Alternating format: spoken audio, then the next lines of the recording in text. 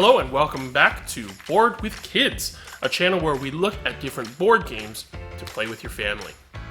I'm going to do something a little different today, and I'm always excited when I read top lists on YouTube and on different websites, and I wanted to do a top list of my own. And there hopefully can do many top lists going forward, but I wanted to start with a very simple one. Top 5 games that I enjoy playing with my family. I play a lot of different board games with my family, and some are definitely better than others. And I wanted to share with you the top 5 games that I enjoy and my kids enjoy, and we enjoy playing together as a family. Some of these games I've reviewed, and some I look forward to reviewing in the coming weeks. But without further ado, here are my top 5 board games to play with my kids. Coming in as number 5 may not be a surprise if you've been following my blog, is Outfoxed.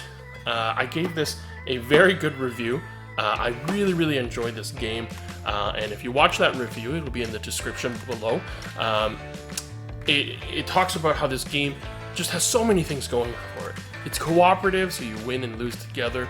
There's a simple push your luck, simple just rolling the dice and re-rolling the dice and try to get the result that you want.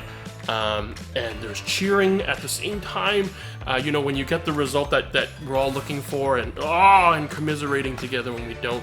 The little clue decoder is so special, spotting the difference between, is this fox wearing this and is not. It has so many just different good, simple game mechanics that are put together beautifully and beautifully themed as well. It's one of my favorite games, one of my kids' favorite games, and that makes top 5. That is the 5th most favorite game that I play with my kids. Number 5. And coming in at number 4 is a game I have yet to review on this channel, but I'm looking forward to it very much, is a game called Parks. And this game, I'm not even sure this would classify as a children's or even a family game. It does say ages 10 and up. I played with my son when he was 5. And he picked it up.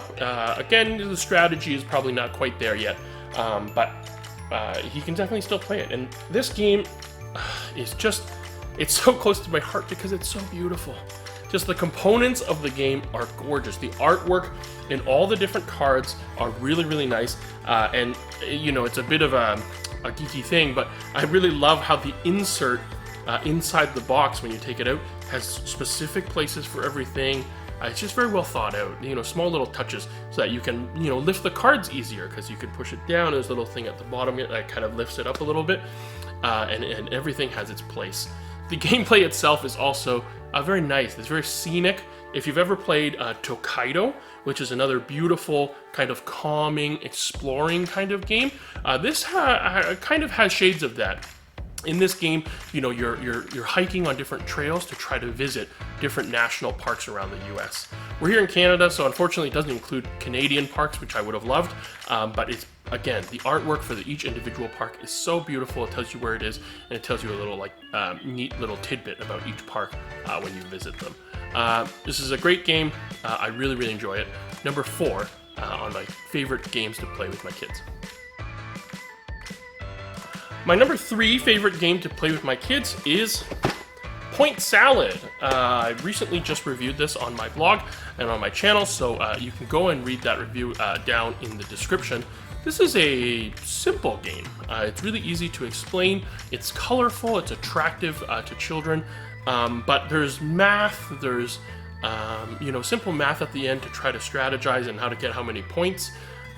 At the end, my kids, love saying that, they were the Pepper King or they were the Tomato King, and they were really, that's kind of the goals that they go for. And any game that has my kids cheering for veggies, that I have a hard time getting them to eat, but they're cheering for these veggies, and at the end they're counting up, and we can walk them through math and going through math.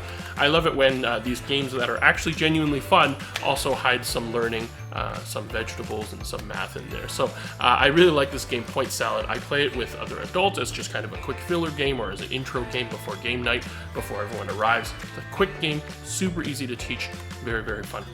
Point Salad, my number 3 game, favorite game to play with my kids. My number 2 game, my number 2 favorite game to play with my kids, especially recently, comes in this little package here. It's Marvel Love Letter. Or, no, excuse me. The game, I believe, is called Marvel Infinity Gauntlet, using the Love Letter system. If you've ever played Love Letter, I think it's a 16-card deck. Super simple game with very clever kind of guessing what your opponent card is, and really, really nice, simple gameplay.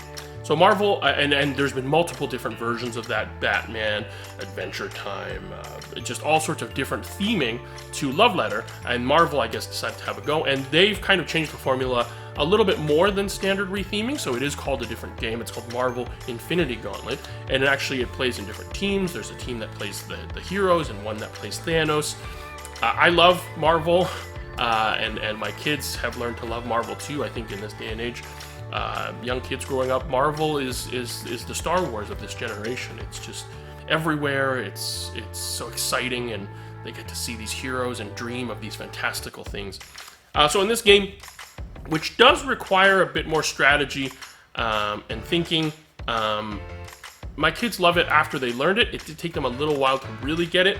The first time I introduced this to my daughter, I may have been a bit impatient. Or I wasn't even impatient. It was just asking her, oh, why didn't you do this? And I expected her to get some of the basic concepts, and not basic, advanced concepts of you should have been able to deduce that this was here because of this.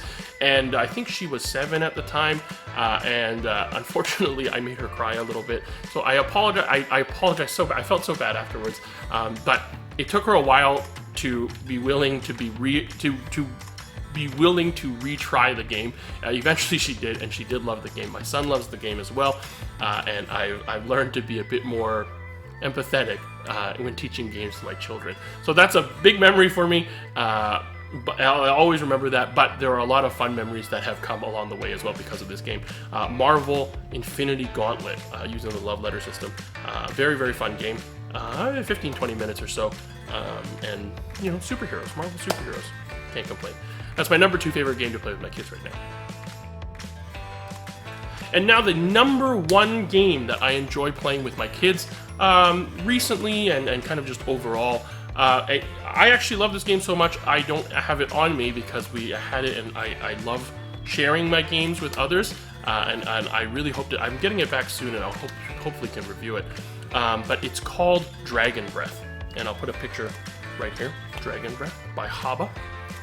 This game is, again, so simple, and I love it when each small action, which is easily explained, gives a lot of agency to each player, and even when children, when they're playing, it's important that it's not just rolling a dice and seeing where things go.